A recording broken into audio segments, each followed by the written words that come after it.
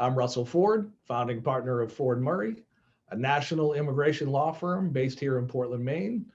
And we're answering questions commonly faced by employers when hiring non-citizens and sponsoring candidates in the H-1B process. Today's question, I think, is really apropos because we are focused on when is an employee subject to the H-1B Cap? And as we know, the H-1B Cap is quickly approaching, and a lot of employers who are recruiting, hiring, looking to hire are often faced with, do I have to sponsor this employee? And what does that mean?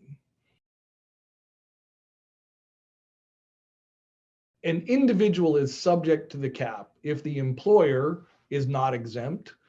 Generally, the biggest exemption is for institutions of higher education or for nonprofit organizations affiliated with institutions of higher education.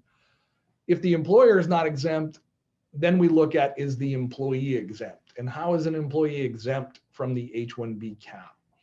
An employee is exempt if within the last 6 years that employee has held H-1B status. If that employee has not held H-1B status within the last 6 years, generally they are going to be subject to the H-1B cap. So who are you usually looking at that's going to require this H-1B cap type sponsorship?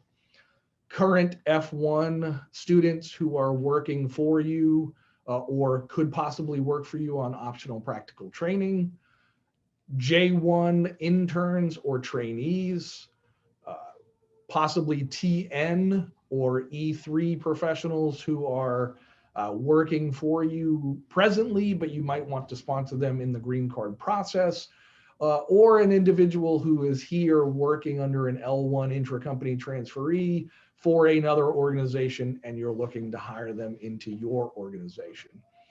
So with that in mind, what is this H-1B cap that we're referring to?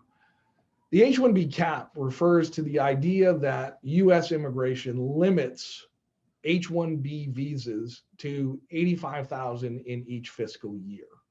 The fiscal year in the government world begins on October 1st, ends on September 30th. As we enter fiscal year 2022, the government, again, October 1st would be fiscal year 2022, the government allows you to file 6 months in advance of that H-1B start date, meaning on April 1st.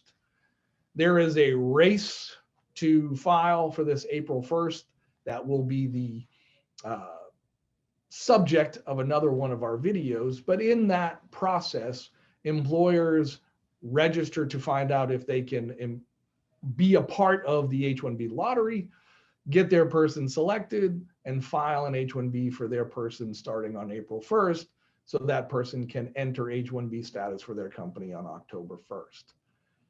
It's a lot of dates, a lot of rules, a lot of stuff happening in the H-1B cap process. Don't expect you to get it all in one video. That's why we offer free consultations. Give us a call, send us an email. We'll be happy to do it. We can help you through the H-1B process. Thanks. Have a great day.